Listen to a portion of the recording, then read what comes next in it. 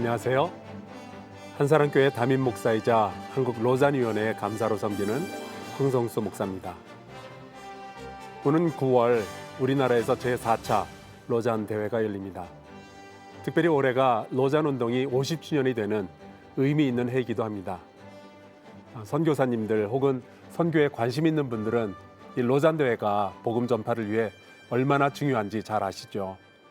그런데 한국교회는 여전히 로잔 대회가 정확하게 무엇인지 잘 모르는 성도님들도 많이 계신 것 같아요.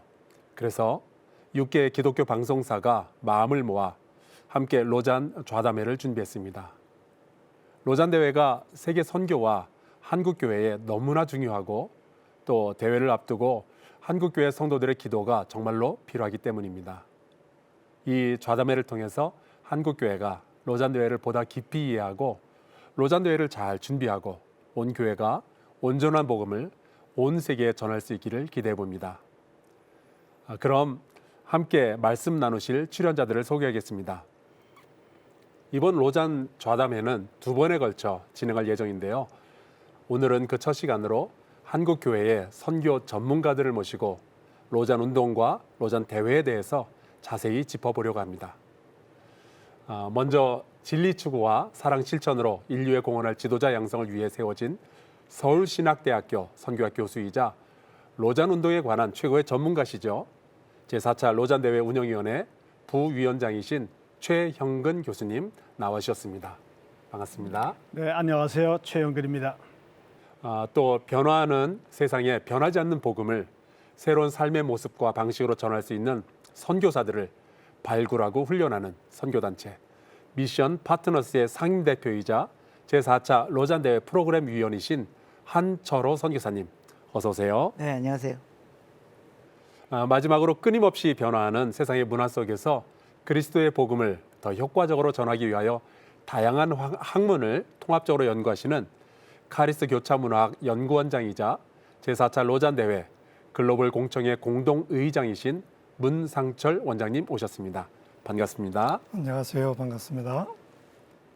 로잔 대회는 지난 50년 동안 전 세계 복음주의 교회들과 새로운 시대의 선교에 있어서 정말 중요한 역할을 감당해 왔지만 한국 교회 성도님들에게는 조금 생소할 수도 있는데요. 한철호 선교사님께서 먼저 로잔 대회와 로잔 운동에 대해 간단하게 소개를 해주시기 바랍니다. 네, 그리스도인은 다 아시겠지만 주님께서 우리에게 하신 명령은 땅끝까지 가서 복음 전하라는 것입니다. 근데 아쉽게도 우리 개신교가 땅끝까지 가서 복음을 전하는 일을 시작한 것은 1795년 윌리엄 캐리가 선교사로 처음 나갔을 때부터입니다. 그래서 윌리엄 캐리는 이를 이루기 위해서 세계 선교에 관심 있는 사람이 다 모여보자 이런 꿈을 갖고 있었습니다. 근데 그 꿈이 이루어진 게 1910년 에딘버러에 전 세계 선교사들이 모인 선교사 대회가 열렸습니다. 근데 아쉽게도 이 대회가 그 의도대와는 좀 다른 방향으로 가는 교회 상층부의 운동으로만 갔기 때문에 다시 한번 땅끝까지 복음을 전하기를 원하는 사람들이 이 일과 관련해서 한번 다시 모여보자. 그래서 모인 게 1974년에 스위스 로잔이라는 도시에서 열린 대회입니다. 그래서 이름이 로잔 대회입니다. 로잔 대회 하면은 먼저 두 분의 이름이 떠오릅니다. 미국의 빌리 그레엄 목사님, 또 영국의 존 스터트 목사님이죠. 최형근 교수님께서 이 로잔 대회 시작에 대해서 설명해 주시겠어요? 예, 한철호 선교사님께서 말씀하셨듯이 로잔 운동은 1974년도 스위스 로잔에서 1차 로잔 대회가 열린 이래로 3번에 걸쳐서 대회가 열렸고 이번에 4차 로잔 대회가 열리게 되는데 그 핵심 인물은 미국의 빌리 그레함 목사님과 영국의 존 스타트 목사님입니다. 이분들이 거의 60년 가까이 걸쳐서 쌓은 우정을 통해서 전 세계 복음주의 그리스도인들이 한 자리에 모여서 하나님의 말씀을 연구하고 기도하며 친교하고 세계 선교를 위해서 네트워킹을 함으로 말미암아서 로잔 운동이 내놓은 다양한 신학 문서를 가지고 세계 선교를 위한 전략을 연구하는 선교 운동이며 또 목회적인 운동이고 또 이 사회 문제를 해결하는 예언자적인 차원을 갖고 있는 그러한 복음화 운동이라고 말씀을 드릴 수가 있습니다. 두 복음주의의 거장의 우정에서 이 대회가 시작되었다는 이야기가 참 감동적이네요. 우리 문상철 원장님은 교회의 역사 안에서 이 로잔 대회가 어떤 의미를 가진다고 생각을 하세요? 네, 우선 사도행전 15장에 기록된 예루살렘 공회를 생각하게 되는데요. 초대교회 지도자들도 중요한 신학적인 논의를 하고 결의를 하는데 혼자 하지 않았습니다. 또 한 공동체가 하지 않았습니다.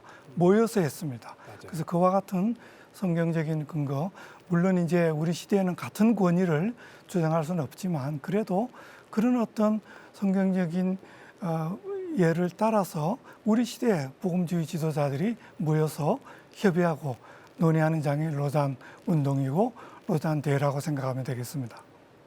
로잔 운동의 시작은 1974년 제1차 로잔 대회라고 볼 수 있는데요. 당시에 어떻게 로잔 대회가 열리게 된 걸까요? 그 배경이 궁금합니다. 세 분께 질문 드리겠습니다.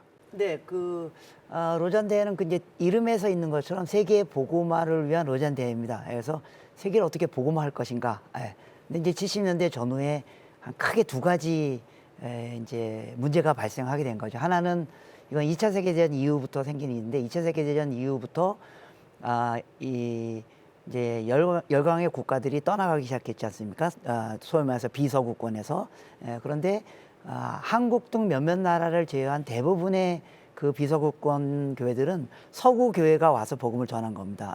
그럼 서구 교회는 그때 열강의 세력이었잖아요. 그러니까 자기네들 지배하는 나라들이 와서 복음을 전하고 교회를 세웠는데 이제 2차 세계대전이 끝나고 그 세력들이 다 철수하게 됐습니다. 그러니까 그럼 교회도 철수하라 이런 문제가 나오게 된 겁니다. 그래서 그럼 어떻게 아시아, 아프리카 이런 지역에 복음을 전할 것인가 이런 고민이 있었고요. 또 한 가지는 이제 서구에선 또 고민이 생긴 게 뭐냐면 70년대 들어가면서 서구 사회가 굉장히 세속화되면서 교회를 무시하게 되고 성경의 권위를 무시하기 시작하고 사람들 교회 안 나가기 시작하고 예수 믿는 사람이 줄어들고 그러면 어떻게 이 문제를 풀 것인가, 어떻게 복음화를 할 것인가, 선교지에서는 어떻게 복음화를 다시 가속해서 선교사를 더 잘 보낼 수 있을 것인가, 아니면 서구에는 어떻게 지역사회 복음화를 더 이룰 것인가, 이 고민이 있게 된 거죠. 그래서 그걸 해결하기 위해서 모여보자. 그래서 생기는 것이 로잔 첫 번째 대회입니다. 네. 1974년 당시에 가지고 있었던 고민 중에 한 가지가 선교를 계속해야 되는가, 또 선교사를 계속 보내야 되는가 하는 그런 의문이 있었다고 봅니다. 19세기 말부터 20세기 초반까지 이 세계 선교계는 낙관적인 전망을 했습니다. 그래서 심지어 우리 세대 안에 세계 복음화를 이루자 하는 그런 그 표를 내세울 만큼 낙관적인 전망을 했는데, 그러나 역사의 진행은 그렇게 긍정적으로 진행되지 않고 1, 2차 세계대전이 일어나면서 예상과 다른 어려움을 겪게 되고, 그런 시대에 또 자유주의 신학의 영향으로 정말 선교사 계속 보내야 되는가, 세계 각 나라에 교회들이 있고 지도자들이 있는데 계속 선교해야 되는가, 이런 의문이 있을 때 아니다, 계속해서 세계 선교를 해야 된다, 세계 복음화를 이루어야 된다는 생각을 했습니다. 그리고 또 한국 전쟁을 거치면서는 이 구호 사역, 이런 사역을 실제적으로 할 수밖에 없었는데, 또 그런 구호 사역과 함께 난비와 같은 상황에서는 인권과 또 억압된 상황, 이런 문제들을 총체적으로 다루고 정리할 필요가 있었다고 생각합니다. 그래서 복음 전도만으로 충분한가, 또 총체적으로 접근해야 되는가, 이런 질문들을 다룰 필요가 있었고, 그것이 1974년 1차 로잔 대회에서 다뤄졌다고 생각합니다. 로잔 운동을 이해하기 위해서는 전 세계의 1950년대와 60년대 상황을 이해해야 될 필요가 있습니다. 1950년대, 60년대 상황은 제1차, 2차 세계대전 이후에 전 세계가 굉장히 비관적인 상황에 빠져 있었고, 또 한반도에서는 남북 간에 이 전쟁이 일어나게 되었고, 60년대에는 베트남 전쟁이 일어났고, 서구에서는 포스트 모더니즘과 또한 성혁명이 일어났습니다. 이러한 상황 가운데에서 북미에서는 히피 운동이라든가 또는 전 세계적으로 종교 다원주의가 발흥하고 있었던 때였습니다. 이 당시에 복음주의자들은 어떻게 선교를 할 것인가, 어떻게 복음적인 선교를 할 것인가에 대해서 관심을 기울이면서 이 에큐메니칼 운동에서 제기했던 선교의 인간화라든가 세속화, 선교를 좀 축소를 한 것이죠. 복음을 전하는 것이라기보다 사회적인 문제를 해결하는 것이고 인간을 해방하는 것이고 구조적인 악을 해결하는 이러한 쪽으로 나가게 되어서 물론 그러한 것들도 선교 안에 포함되긴 하지만은 가장 중요한 것은 예수 그리스도의 복음을 대위임령을 어떻게 성취할 것인가라고 하는 거기에 초점을 맞추면서 일으켰던 운동이 로잔 운동이라고 말씀을 드릴 수가 있습니다. 그러한 배경 가운데에서 1차 로잔 대회가 1974년도에 시작이 되었습니다. 예, 그러면은 우리 한철호 선교사님 또 문상철 원장님은 1차 대회의 결과를 어떻게 평가를 하시겠어요? 네, 그 로잔 일차대 그냥 한번 모여본 거거든요. 근데 너무 결과가 좋아가지고 지금까지 계속되는 겁니다. 예, 그 이제 두 가지 큰 변화가 있었는데요. 첫 번째는 이제 특별히 1차 대회 때 나왔던 로잔 언약, 로잔 언약 안에 담겨져 있는 크게 두 가지 흐름이 지금까지 복음주의 교회들을 깨우고 또 이어가게 했습니다. 첫 번째 흐름은 아까도 배경에서 여러분들이 말씀하셨던 것처럼 선교지에서 선교를 하는 데 있어서 이제 장애를 만나게 된 거죠. 방해를 만나게 됐는데 그게 뭐가 문제였냐면 복음이 말로 선포되는 것뿐만 아니라 삶으로도 드러나야 된다. 예, 그러니까 서구에서는 하나님의 존재를 증명하는 게 전도의 핵심이었거든요. 근데 아까도 말씀드린 남미 같은 데서는 하나님이 계시다는 건 다 아는데 그 하나님이 우리에게 지금 무슨 일을 하고 계시는가를 보여줘야 되는 거 아니냐. 그래서 복음이 말로도 선포되지만 삶으로도 드러나야 된다. 이 문제가 이제 큰 이슈로 등장하게 됐습니다. 그래서 이제 로잔 그 대회를 통해서 복음 전도와 사회적 책임이 복음이 갖는 중요한 복음을 실현해내는 중요한 두 가지 통로라는 것을 다시 한번 확인하게 됐고, 그래서 복음이 말로뿐만 아니라 삶으로도 선포돼야 된다. 그래서 복음의 총체적 의미를 다시 한번 발견하게 된 게 아주 가장 큰 소득이고요. 또 두 번째는 선교하는 데 있어서 아까도 말씀하신 2차 세계대전 이후 왜 선교지에서 선교사들이 자꾸만 철수하게 되고 다시 들어가지 못하게 됐냐면 선교를 이제까지 자꾸만 지리적 개념으로 생각했다는 겁니다. 선교는 그냥 멀리 가는 거다. 이게 소위 말하는 식민지적 선교 방식의 패턴이거든요. 그러니까 서구가 비서구를 땅 정복하고 그 뒤에 선교사가 따라갔고, 그래서 자꾸만 멀리 가서 뭘 정복하고 힘을 발휘하는 거 개념의 잘못된 생각들이 전달되기 시작했다는 겁니다. 그래서 이제 74대 때 랄프 윈터라는 그 당시 아주 유명한 선교학자가 선교는 멀리 가는 게 아니다. 선교는 문화를 넘어가는 것이다. 그래서 복음을 알고 있는 문화에 살고 있는 사람들이 복음을 모르는 문화에 살고 있는 집단들, 당시 개념으로 종족이든지 언어 집단이든지 문화 집단이든지 거기를 넘어가야 된다. 그래서 복음을 그런 복음을 아직도 듣지 못한 집단들을 우리가 좀 잘 조사해가지고 거기 중심으로 선교를 이루어야 된다. 그래서 복음화되지 않은 종족들, 미전도 종족 중심으로 선교가 가야 된다. 이게 미전도 종족의 어떤 프로그램을 말하는 게 아니라 선교가 문화를 넘어가는 것이다. 아주 어마어마한 너무나 당연하지만 우리가 놓치고 있었던 그 사실을 일깨워 준 거예요. 그게 이제 그 다음부터 그렇게 하면 선교가 되겠구나. 그래서 이제 종족 중심으로 나라 중심이 아니라 종족 중심의 선교 운동이 일어나게 되면서 세계 선교의 돌파를 만드는 계기가 됐다는 겁니다. 네. 중요하네요. 제가 좀 이렇게 추가한다면요. 1차 로잔 대회의 의의는 역시 로잔 언약을 이렇게 체결하고 또 이렇게 채택한 그런 의의가 크다고 생각합니다. 그래서 복음주의자들이 믿는 바가 뭔가 하는 것을 그런 신앙 고백의 공동의 토대를 마련한 그런 의의가 있다고 생각합니다. 20세기에 들어와서 이제 선교 환경뿐만 아니라 여러 종교적인 상황에서도 많은 변화가 생겼는데 로마 가톨릭 교회는 제2차 바티칸 공회를 통해서 그들의 새로운 시대의 어떤 교회 입장, 가톨릭 교회 입장, 신학적인 또 접근 이것을 정립하는 노력을 했고 문서가 나왔습니다. 그리고 개신교 진보 진영에서는 WCC를 통해서 자기들 관점에서의 신학적인 논의를 하고 또 나름대로 결론을 내는 그런 노력을 했습니다. 복음주의 진영에서는 로잔 언약이 그와 같이 공동의 신앙적인 토대를 마련한 의의가 있다고 생각합니다. 또한 특별히 선교사에게 있어서 비전도 종족의 개념을 정립한 것이 단순히 지리적인 정치적인 단위를 넘어서서 더 세밀하게 선교의 과제를 정의하고 또 이해하고 그렇게 하는 데 도움을 받았다고 생각하는데 결국은 이 세계복음화에 나아갈 방향을 사역의 방향을 제시한 의의가 있다고 생각합니다. 9월이면 제4차 로잔 대회가 인천 송도에서 열리게 됩니다. 그래서 한국교회 성도님들에게 로잔 운동에 대한 정확한 정보를 제공하고 로잔 운동을 한국교회에 어떻게 적용할 것인지에 대하여 나누기 위해서 6개 기독교 방송사가 연합하여 선교 전문가들을 모시고 말씀을 나누고 있습니다. 9월 22일에 대회가 시작하죠. 이제 얼마 남지 않았는데요. 이번 4차 대회가 이전 대회와 다른 특징이 있다면 어떤 것들이 있을까요? 우리 한철호 선교사님.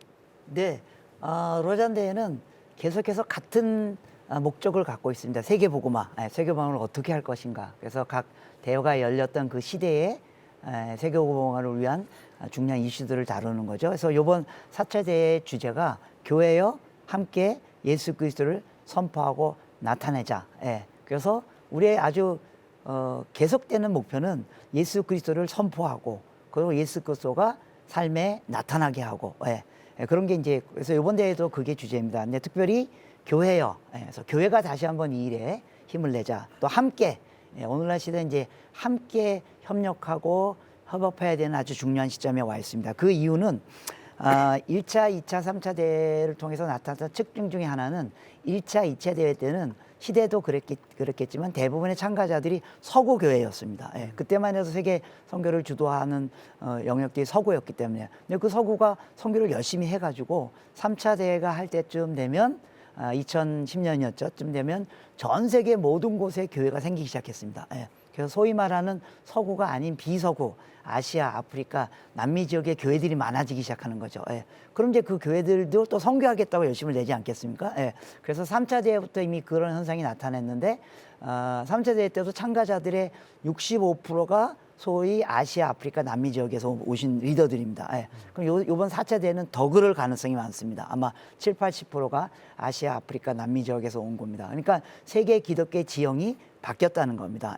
한 세기 전만 해도 다 서구가 중심이 돼서 했는데 그들이 잘 섬겨줘서 이제는 전 세계 모든 곳에 교회가 생기게 됐고 그렇다면 그 모든 곳에 있는 지도자들이 세계복음화를 어떻게 할 것인가를 얘기할 때 100년 전, 50년 전하고 얘기 내용이 달라질 수 있다는 겁니다. 대상이나 리더들이 달라졌기 때문에 그래서 선교를 보는 시각이나 각도나 목표는 다 똑같지만 그래서 그런 논의들이 더 활발하게 이번에 일어나므로 정말로 전 세계적인 교회, 서구만의 교회가 아니라 모든 세계가 교회가 함께 세계복음화에 참여하는 그런 얘기들이 논의되고 나오게 될 것을 기대하고 있습니다. 네, 고맙습니다. 우리 최영근 교수님 어떻게 생각하세요? 예, 지난 50년 동안 세 번에 걸쳐서 개최된 로잔 대회의 핵심 무엇인가 하면은 로잔 문서들을 통한 신학적이고 선교적인 돌파였습니다. 그 돌파의 핵심에는 무엇이 있는가 하면은 복음의 본질인 예수 그리스도가 계십니다. 이번 대회의 주제도 교회여 함께 그리스도를 선포하고 나타내자라고 했는데 우리가 말로 선포할 뿐만 아니라 그리스도인들의 전 삶의 영역에서 복음을 드러내고 나타내야 하는 그러한 과제가 우리에게 주어져 있습니다. 이번 4차 로잔 대회 신앙 문서인 서울 선언이 주창하는 바는 무엇인가 하면은 하나님 아버지와 아들이신 예수 그리스도와 하나님의 영이신 성령 삼위일체 하나님의 그 본성이 하나님의 백성들을 깨어지고 분열된 세상으로 보내서 예수 그리스도의 그 복음의 본질을 전하고 회복하자라고 하는 그러한 분명한 목적을 갖고 있는 것입니다. 이것이 지난 50년 동안 로잔 운동이 추구했던 로잔 운동의 동기와 로잔 운동의 비전과 로잔 운동의 정신인 것입니다. 이번에도 전 세계 다수 세계에서 많은 참가자들이 함께 모여서 이 목적을 위해서 이 동기를 가지고 이 목적을 성취하고자 함께 기도하고 함께 논의하는 장이 될 것입니다. 우리 문상철 원장님 어떠신가요? 네, 이번 4차 대회는 범세계적인 차원에서 복음주의 지도자들이 모인다는 그 점에서는요, 4차 산업혁명 시대의 첫 글로벌한 선교 대회라고 말할 수 있습니다. 아주 옛날에는 복음을 전하려면 사람과 사람이 만나야 됐습니다. 그러다가 인쇄술이 발명이 되니까 이 성경과 또 전도 문서를 찍어서 나눠줄 수 있었습니다. 우리 시대에는 그와 같은 이 새로운 매체들이 아주 많이 이렇게 활용되게 되었습니다. 그래서 제가 가진 정보로는 한 이슬람권 국가, 인구가 적기 때문에 감시가 철저하게 되는데 전통적인 방법은 전도지를 나눠줄 수도 없고 사람과 사람이 만나서 전도할 수도 없었는데 디지털 자료로는 전도가 잘 되고 있어서 지금 아주 놀라고 주목하게 되는 그런 사례들이 있습니다. 그래서 4차 산업혁명 시대의 선교 대회로서 중요한 의의가 있다고 생각을 합니다. 또한 다중심적 선교 시대라고 말할 수 있는데요. 이제는 특정 대륙, 특정 국가가 아니라 무게중심이 여러 군데 분산되어 있는 이런 시대에 이제 협력을 해야 되겠죠. 협력과 협업을 해야 되는데 복음주의 지도자들의 세대가 바뀌면서 협력과 협업도 좀 더 구체적으로 하기를 바라는 것 같아요. 과거에는 대의 명분을 내세우고 원론에 합의하고 그러나 후속 조치가 좀 잘 안 되는 경향이 있었는데 좀 더 구체적인 이 협력과 협업을 위한 논의 그런 것들을 할 수 있는 장이라고 생각합니다. 너무 좋으네요. 이 로잔 운동은 그 중요한 역사적 변곡점마다 시대적 상황들을 반영하며 굉장히 설득력 있는 방식으로 교회와 선교의 복음적 표준을 제시해 왔다는 생각이 듭니다. 지난 세 번의 대회가 다 그랬거든요. 그렇다면 이번 대회를 준비하면서도 시대적 상황이나 혹은 교회가 직면한 새로운 선교적 과제에 대한 고민이 깊게 반영이 되었을 것 같은데요. 최영근 교수님 어떻게 보세요? 예, 오늘날 급격하게 변화하고 있는 이 전 세계 사회 문화적인 정치 경제적인 상황을 돌아보면서 불변하는 복음을 읽고 살아내는 이 교회가 어떻게 이러한 상황에서 복음을 증거할 것인가 그것을 논의하는 장이 될 것입니다. 4차 로잔 대회의 주제를 우리가 언급을 했고 또한 4차 로잔 대회의 다양한 문서들을 우리가 앞으로 살펴보겠지만은 이 대회 문서인 서울 선언과 대위임령 현황 보고서에 나타난 그러한 내용들을 살펴볼 때 로잔 운동이 추구하는 불변하는 복음을 어떻게 변화하는 상황 가운데에서 온전하게 전파하고 살아낼 수 있을 것인가를 고민할 것입니다. 특별히 섹슈얼리티 앤 젠더 이슈가 있고 또 인공지능이 있고 또 인간이 신이 되려고 하는 그 트랜스 휴머니즘이라고 하는 그러한 사조가 전 세계적으로 팽배하고 있습니다. 이러한 것에 대해서 어떻게 복음주의적인 신학적 성찰과 이러한 성찰이 어떻게 하나님의 말씀인 성경의 근거에서 우리가 제기할 수 있을 것인가 이런 이슈들이 제기가 됩니다. 특별히 종교다원주의의 문제와 온갖 윤리적인 상대주의의 문제에 대해서 이번에 다루게 될 것입니다. 이러한 도전에 대해서 우리가 온전하게 다룰 수 있는 그러한 장이 될 것입니다. 저는 이 로잔 대회가 준비되는 그 과정에 체계적 방대함에 자주 놀라곤 합니다. 이번에도 지금 교수님께서 말씀해 주신 내용을 담아서 다양한 메인 주제, 이슈들이 정해지고 또 다양한 선교적 주제에 대한 발표와 토론이 준비되었다고 들었어요. 이번 대회 프로그램 위원이신 한철호 선교사님께서 여기에 대해서 말씀해 주시길 바랍니다. 네, 지금 여러분들이 들으셨던 것처럼 지금 이제 두 가지 큰 이슈가 있는 거죠. 하나는 변화가 있는 거죠. 하나는 범세계적 교회가 만들어졌다. 그러니까 모든 곳에 교회가 생겼다. 예, 이게 너무 놀랍고 반가운 일이죠. 또 두 번째는 동시에 오늘날 세대가 그 어느 시대에 못지않게 급변하고 있다. 지금 언급하신 여러 가지 이유들 때문에. 그래서 이런 놀라운 변화가 시대에 그럼 우리는 어디를 들여다봐야 되겠는가라고 했을 때 이제 초대교회를 들여다보자. 이런 생각을 하게 됐습니다. 그래서 저희가 이제 사도행전을 중심으로 이번 로잔 대회 주제를 좀 찾아보자. 예.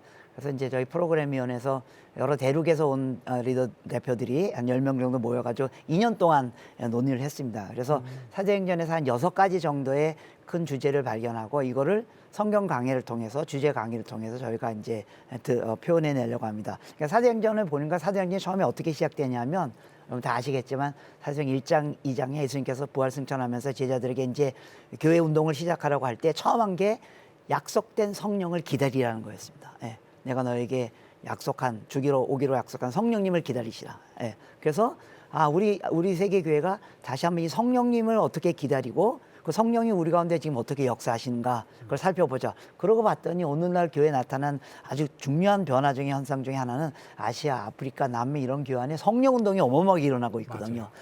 그러니까 이게 초대교회하고 상황이 맞는구나. 그걸 좀 들여다보자. 예. 거기에 또 뭐 어떤 문제점이 있는지 들여다보자. 예. 이런 게 첫 번째 주제고요. 그다음에 사도행전 2장, 3장, 4장으로 넘어가면서 이제 교회가 만들어지기 시작하잖아요. 예, 초대교회가. 그러면서 이제 최근에 많이 화제되고 있는 선교적 교회. 예, 선교적 교회는 우리가 어떻게 만들어가고 선교적 교회의 정의는 무엇인가. 예, 그런 논의를 하게 됩니다.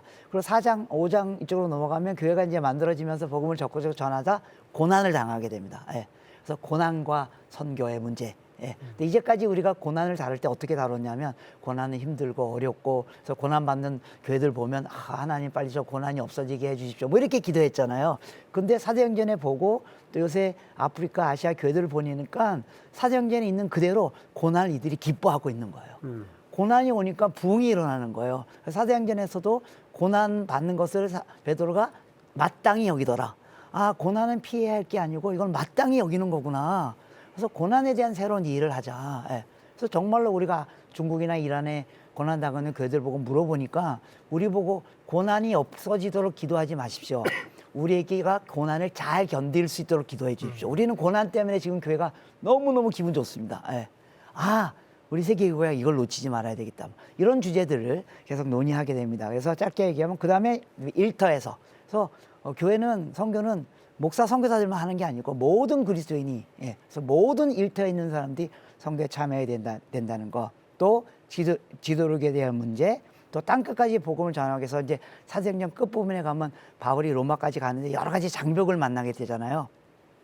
우리가 이 시대의 세계복음화의 완성을 위하여 만나게 될 장벽들은 뭐 어떤 것이 있는가, 이것이 예수님의 주되심 안에서 어떻게 풀어가야 될 것인가, 이런 주제로 논의되고, 오후에는 이제 거기에 연결된 25가지 이슈들, 아까 얘기했던 젠더 이슈라든지 이런 이슈들을 다 논의하고, 저녁 때는 각 대륙에서 일어나고 있는 교회들에 대한 간증을 듣고, 그런 식으로 프로그램이 준비되고 있습니다. 그런 다양한 주제들은 어떤 과정을 거쳐서 정하게 되었는지 궁금해지네요. 우리 문상철 원장님께서 글로벌 공청회 위원장으로서 이 일에 관여하신 것으로 제가 알고 있는데 설명 부탁드립니다.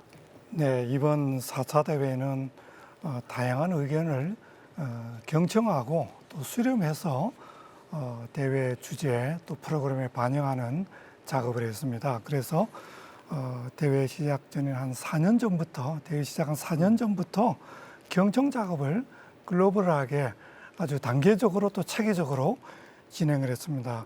특별히 글로벌 리스닝 팀을 구성해서 그 작업을 진행하게 했는데요. 이 글로벌 리스닝 팀은 17명 정도 세계 각 지역을 대표하는 분들, 또 로잔 스태프들을 대표하는 분들 해서 구성이 되었고, 일본인 선교학자 에이코 다카메자와 박사님과 제가 이끌어 왔습니다. 1차 경청 프로젝트는 2020년 9월부터 36개 그룹으로 나누어서 다양한 의견을 경청했습니다. 세계 각 지역별로 또 전 분야별로 그룹들로 나누어서 경청을 했고, 2차 경청 프로젝트는 2022년 9월부터 12개 국가 30개 그룹인데 좀 더 심층적인 토의를 하기 위해서 보다 더 소규모로 모였고, 특별히 또 언어를 영어로 경청하는 것이 아니라 각 나라 말로 그렇게 경청 프로젝트를 열었습니다. 3차 경청 프로젝트는 2023년 11월부터 14개국 22명, 이것은 1대1로 경청을 했습니다. 그래서 더 심층적으로 이 경청 과정을 통해서 여러 주제들을 정하는 데 도움이 되었고, 특별히 25개 영역, 이 간거에 대해서는 경청 과정에서 막 반복적으로 강조된 그런 주제들이라고 말할 수 있습니다. 그것을 가지고 집중적인 토의를 하게 될 것이고요. 그래서 이 경청 과정에 전체적으로 참여한 숫자가 1,000명 가까이 되는 지도자들의 의견을 고르게 이렇게 경청을 했고 체계적으로 분석해서 반영을 했다, 이렇게 말씀드릴 수 있겠습니다. 예, 경청하는 과정만 4년이 걸리고 또 사도행전의 주제들을 정하는데 2년이 걸리고 1,000여 명이 참여하고 정말 대단한 과정인 것 같습니다. 이제까지 로잔 대회 때마다 중요한 문서들이 발표가 되어서 세계 복음주의 교회와 또 선교의 방향을 이끌어왔잖아요. 74년에는 로잔 언약이 있었고 89년에는 마닐라 선언이 있었고요. 2010년에는 케이프타운 서약이 있었습니다. 이번 4차 대회에서도 세 가지 중요한 문서가 발표된다고 하는데 한 분이 하나씩 또 소개하고 요약해 주시면 좋겠습니다. 우리 최영근 교수님부터 시작할까요? 예, 이번에 4차 로잔 대회의 대회 문서는 서울 선언, 서울 스테이트먼트가 될 것입니다. 서울 선언을 작성하기 위해서 전 세계 각처에서 오신 33명의 신학자들이 함께 지난 3년 동안 논의하는 과정을 통해서 이제 서울 선언의 내용들이 확정이 거의 되고 있습니다. 특별히 21세기에 복음주의 교회가 직면한 이 선교적인 확신을 공고히 하기 위해서 현 상황에서 어떻게 예수 그리스도의 대위임령을 수행할 것인가, 여기에 네 가지 핵심 주제가 있는데 첫 번째는 복음주의 해석학 혹은 해석입니다.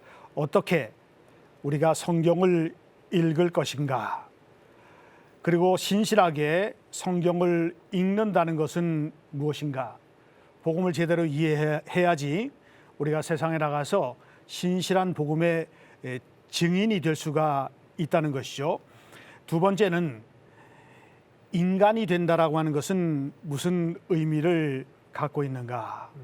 오늘날 인간의 본질, 섹슈얼리티한 젠더, 그리고 낙태라든가 인종 및 종족 갈등 등과 관련된 복음에 대한 도전에 직면한 기독교는 성경을 근거로 신학적으로 응답해야 될 당위성을 신학자들이 함께 느꼈습니다.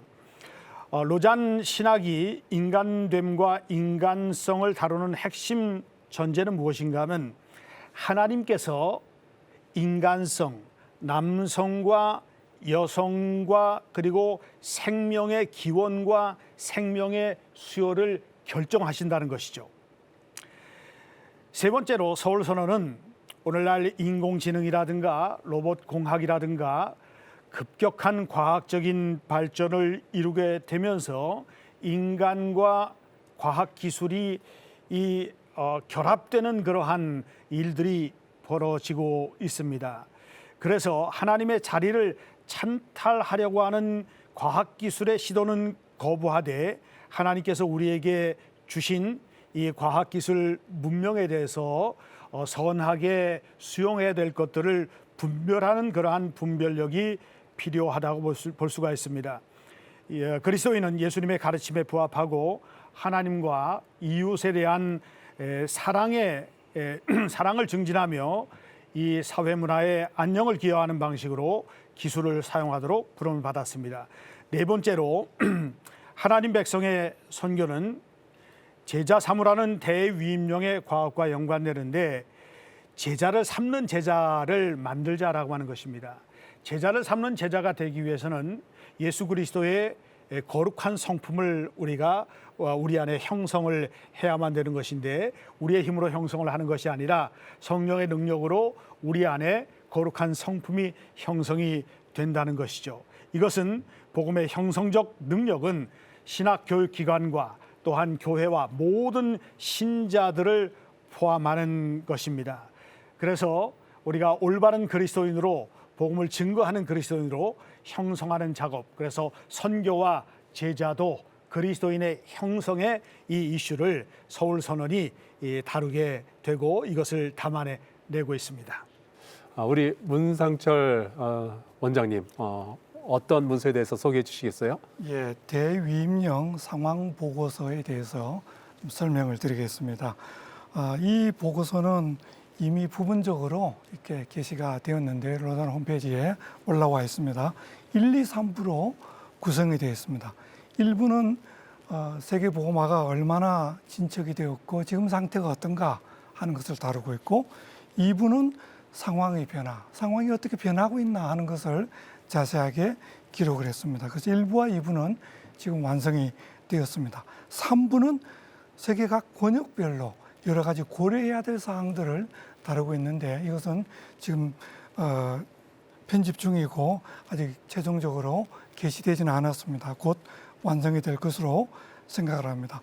이 대위임령 상황 보고서도 저희 팀 공정의 팀과 긴밀하게 협업을 하면서 이 작업을 진행을 했습니다. 그래서 각 여러 주제들을 여러 사람들에게 의뢰해서 보고서를 작성을 했는데요. 총 집필진이 150명 이상입니다. 그래서 1차 로잔 대회 때만 하더라도 로잔 언약의 집필 과정 같은 것을 살펴보면 잔 스타트 목사님과 같은 탁월한 통찰력을 가진 분에게 많이 의존했어요.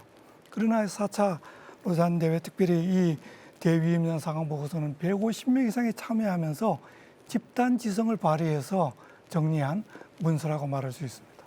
우리 한철호 선교사님. 네. 세 번째 문서는 협력을 위한 행동 서약이라는 문서입니다. 예.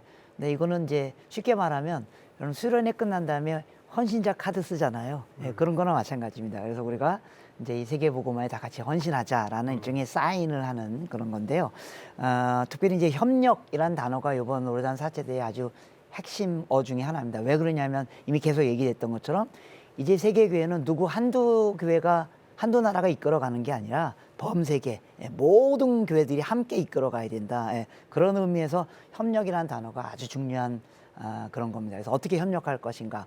그래서 이제 아까 문 의원님 말씀하신 것처럼 다중심적, 폴리센트릭이라는 단어가 등장했는데요. 이 말은 뭐 이전에는 기독교를 세계 선교를 서구 중심으로 진행했는데 이제 아시아, 아프리카, 남미가 다 선교에 열심을 내기 시작하니까 이 모두가 중심이 돼서 다 같이 협력해야 되겠다. 그런 의미가 있습니다. 그런데 이제 이 말의 의미를 우리가 이렇게 오해하시면 안 됩니다. 이전에는 중심이 하나였는데 이제 중심이 여럿이니까 여러 중심이 돼서 서로 경쟁하자 그런 뜻이 아니라는 겁니다. 이 다중심의 실제적인 의미는 제 생각에는요, 개인적으로 더 이상 중심이 존재하지 않는다는 의미라는 겁니다. 우리 모두가 다 중심이 돼야 되지 몇몇이 중심이 되는 게 아니고 우리의 유일한 중심은 예수님이십니다. 아멘. 그래서 예수님을 향하여 우리 모두가 친구가 돼야 되죠. 친구가 되자. 세계교회가 이제 친구가 돼서 친구끼리 같이 놀기도 하고 먹기도 하고 또 싸우기도 하고 협력하기도 하고 그러다 보면 뭔가 새로운 게 만들어지지 않겠는가. 이런 기대감이 이 문장 안에 있다고 저는 개인적으로 생각합니다. 그래서 친구가 돼서 우정.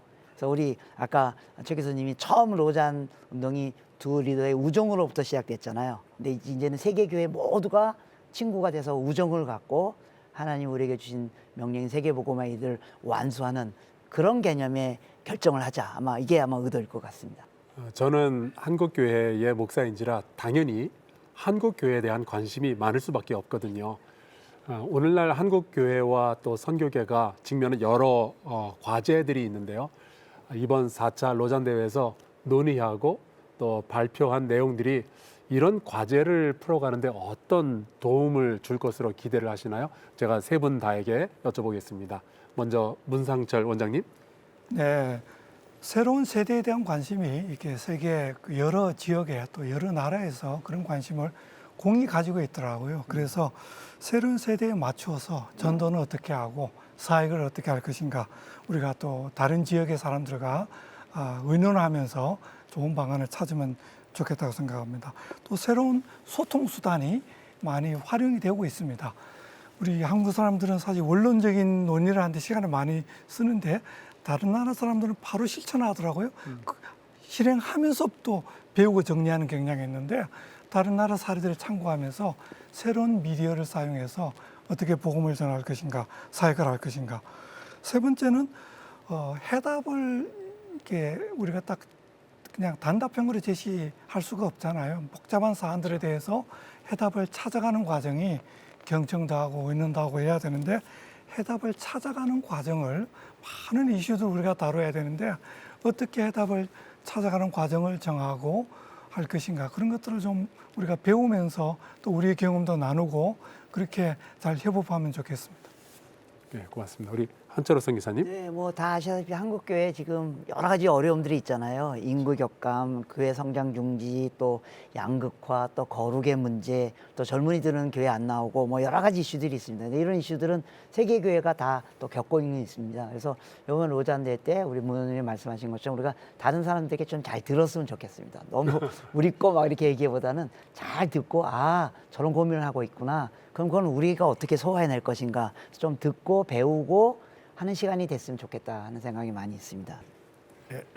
이번 4차 로잔 대회를 통해서 한국 교회와 성도들이 얻을 수 있는 교훈은 무엇인가 하면 로잔 운동이 본래적으로 추구했던 로잔의 정신이 있습니다. 그것은 예수 그리스도의 길을 따라가는 하나님의 백성이 되자라고 하는 것인데, 예수 그리스도의 성품인 그분의 겸손함과 그분의 온전하심, 정직하심과 그분의 검소하시고 단순한 삶의 방식을 우리가 다시 회복해야 될 것입니다. 로잔 대회에 참여해서 다양한 전략적인 논의를 하고 다양한 선교에 대한 실천적인 것들을 우리가 얻는 것도 중요하지만은 우리의 성장보다 더 크게 중요한 것은 무엇인가 하면 하나님 나라의 성장이라고 생각을 합니다. 우리가 어떠한 그리스도인이 되어야 될 것인가, 어떠한 목회자가 되어야 될 것인가, 어떠한 교회가 되어야 될 것인가, 이것을 세계 교회에 한국 교회가 보여주는 그러한 중요한 계기가 되고, 그러므로 말미암아서 우리가 세계 교회를 섬기고 전 세계 열방을 섬기는 그러한 거룩한 하나님의 백성으로서의 정체성을 다시 한번 회복할 수 있을 것이라고 확신합니다. 예, 한국 교회의 새로운 성장과 선교의 모습을 또 기대해 보도록 하겠습니다. 로잔 운동은 이번 4차 대회가 끝난 이후에도 계속해서 이어지게 되겠죠. 앞으로 세계 교회와 선교계가 풀어가야 할 과제는 무엇이 남아 있으며 또 로잔 운동이 이런 과제들을 풀어가기 위해 어떤 방향으로 나아가야 한다고 생각하시는지 의견 나눠주시면 좋겠고요. 또 한국 로잔 운동의 미래에 대해서도 말씀해 주시면 좋겠습니다. 우리 한철호 선교사님. 네, 우리 모든 그리스도인의 목표인 하나님 나라의 이 땅의 임재는 복음이 온 땅 가운데 전파되어야만 가능합니다. 그래서 복음이 온 땅 가운데 전파되고 모든 민족이 주를 예배하고 찬양하고 그 일이 일어나는 일에 한국교회가 매진해야 될 것 같습니다. 그러기 위해서는 우리가 잘 서로 들었으면 좋겠습니다. 그 운동의 리더였던 존 스타튼 목사님이 늘 얘기했던 것처럼 말씀으로부터 듣는 일, 세상으로부터 잘 듣는 일. 그래서 우리가 좀 잘 들었으면 좋겠습니다. 오늘날 서구가 비서구에 대해 좀 잘 듣고 비서구도 서구에 대해서 잘 경청하고 또 우리가 말씀으로부터 세상으로부터 잘 듣고 또 기성세대가 젊은이들에게 잘 듣고 젊은이들이 또 기성세대에게 잘 듣고 그러므로 말미암아 아름다운 하나님 나라의 도래가 로잔 운동을 통해서 일어나길 기대하고 소망합니다. 네. 네. 우리 최영근 교수님. 예, 저희가 복음주의 선교 운동이라고 이야기를 하고 또 복음 전도의 아주 중요성을 또 우선성을 강조합니다마는 사실 우리가 복음주의적인 정체성을 유지하고 회복하고 또 복음 전도를 제대로 하기 위해서는 복음이 무엇인가, 복음의 본질을 회복하는 것이 무엇보다도 필요하다고 생각을 합니다. 그래서 한국교회가 이번 4차 로잔 대회를 통해서 복음의 본질을 회복하는 그러한 계기가 되기를 간절히 바라며 또한 로잔 대회 이후에 한국 로잔을 중심으로 해서 이루어지는 활동이 우리가 무엇을 위해서 부름을 받았는가, 우리가 왜 이 일을 해야 되는가에 대한 깊은 성찰이 있었으면 좋겠습니다.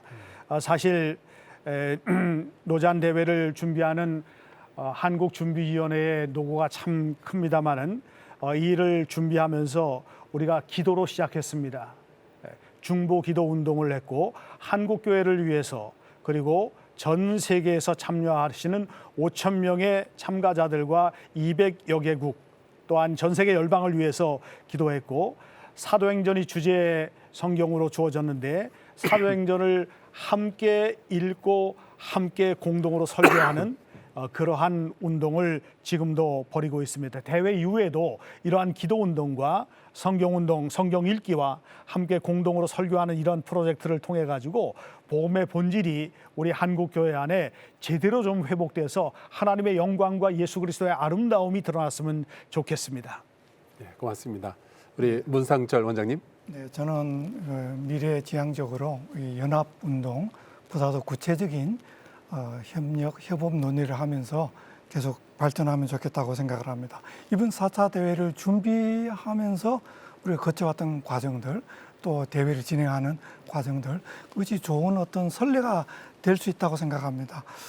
이렇게 이제 글로벌하게는 자주 모이지 못하지만 그러나 각 단체 차원에서 또 나라 차원에서 또 지역 권역별로 또 권역별 글로벌하게 이렇게 경청을 하고 또 협업을 논의하는 장이 계속되면은 좋겠다고 생각하는데 이렇게 경청하고 협업을 논의하면서 해야 될 것은 연구라고 생각합니다.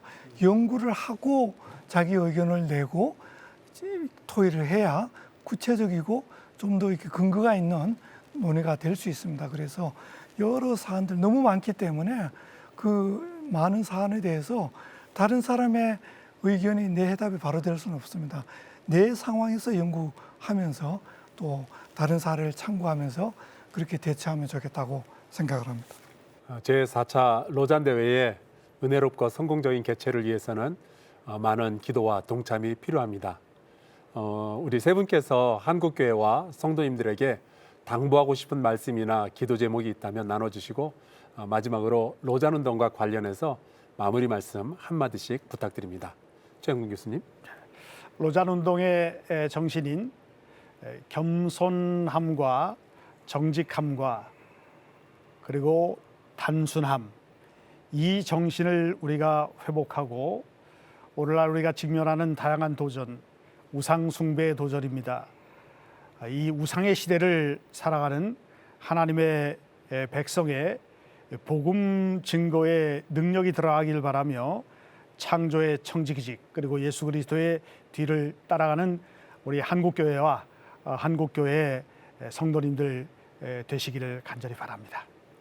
문상철 원장님.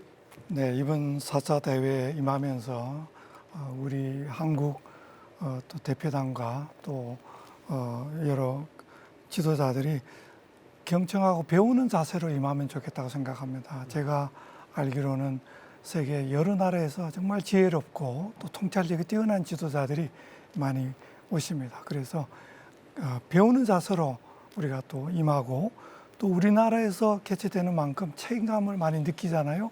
기도하면 좋겠습니다. 우리 한국 대표단은 비행기를 타고 가지 않고 그냥 오는 이런 편리한 상황이지만 다른 나라에서 먼 나라에서 비행기를 타고 와야 되고 많은 비용을 들여서 오고 그래야 되는 상황입니다. 그래서 기도하면서 우리의 맡은 책임을 다하면 좋겠습니다. 네. 한철호 선교사님. 네, 로잔 운동은 하나의 경직된 조직이 아니고 다양한 사람들이 함께 모여서 나누는 일종의 장터입니다. 예, 그래서 한국에서 로잔 운동이 시작되면서 여러 가지 많은 의견들이나 조언들, 때로는 비판도 있는데요. 감사하고요. 그래서 외부에서 비판하시기보다는 와서 참여하셔서 의견을 나눠주시고 도와주시고 함께 해주시면 너무 감사하겠습니다. 오는 9월 22일부터 한 주간 개최되는 2024년 서울 인천 제4차 로잔 대회를 통해 온 교회가 온전한 복음을 온 세상에 전하는 로잔의 정신이 한국교회와 세계교회에 널리 퍼지기를 소망합니다. 이를 위해 건강하고 복음적인 한국교회 성도님들께서 함께 관심을 가지고 기도해 주시기를 바랍니다. 6개 기독교 방송사가 함께하는 로잔 좌담회. 다음 2부에서는 한국교회 목회자들을 모시고 로잔 대회를 향한 기대와 한국교회에 어떻게 적용할 수 있을 것인지 함께 말씀 나눠보도록 하겠습니다. 많은 시청 바라면서 오늘 순서 여기서 마치겠습니다. 함께해 주신 여러분 진심으로 고맙습니다. 감사합니다.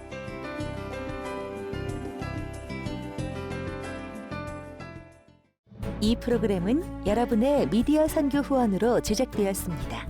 선교는 사명, 후원은 동역. 당신도 복음을 전할 수 있습니다. 선교 후원 02-6333-1003번